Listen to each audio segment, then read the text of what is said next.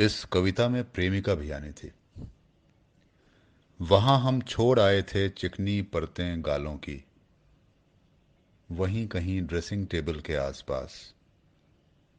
वहां हम छोड़ आए थे चिकनी परतें गालों की, वहीं कहीं ड्रेसिंग टेबल के आसपास।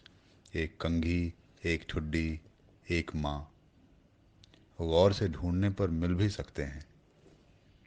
एक कटोरी हुआ करती थी जो कभी खत्म नहीं होती। पीछे लिखा था लाल रंग का कोई नाम। रंग मिट गया, साबुत रही कटोरी। कूड़ेदानों पर कभी नहीं लिखी गई कविता, जिन्होंने कई बार समेटी मेरी उतरन। ये अपराध बोध नहीं, सहज होना है। एक डलिया जिसमें हम बटोरते थे चोरी के फूल, अड़हुल, कनैल और चमेली भी। एक डलिया जिसमें हम बटोरते थे चोरी के फूल, अड़हुल, कनैल और चमेली भी। दीदी गूंथती थी बिना मुंह धोए, और पिता चढ़ाते थे मूर्तियों पर, और हमें आंखें मूंदे खड़े होना पड़ा। एक डलिया जिसमें हम बटोरते थे चोरी के फूल, अड़हुल, कनैल और चमेली भी। दीदी गूंथती थी बिना मुंह धोए, और पिता चढ़ाते थे मूर्तियों पर, और हमें आंखें मूंदे खड़ा होना पड़ा। भगवान होने में कितना बचपना था।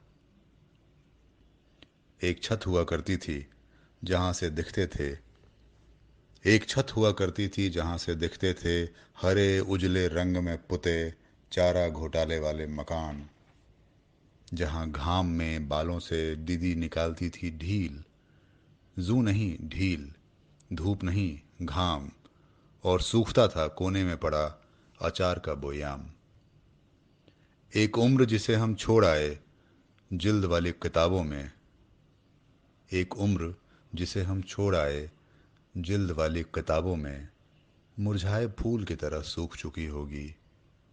और ट्रेन में चढ़ गए लेकर दूसरी उम्र, छोड़कर कंघी, छोड़कर ठुड्डी, छोड़कर खुशबू, छोड़कर माँ, और बूढ़े होते पिता। आगे की कविता कही नहीं जा सकती, वो शहर की बेचैनी में भुला दी गई, और उसका रंग भी काला है। इस कविता में प्रेमिका भी आनी थी। इस कविता में प्रेमिका भी आनी थी, मगर पिता बूढ़े होने लगें तो प्रेमिकाओं को जाना होता है। इस कविता में प्रेमिका भी आनी थी।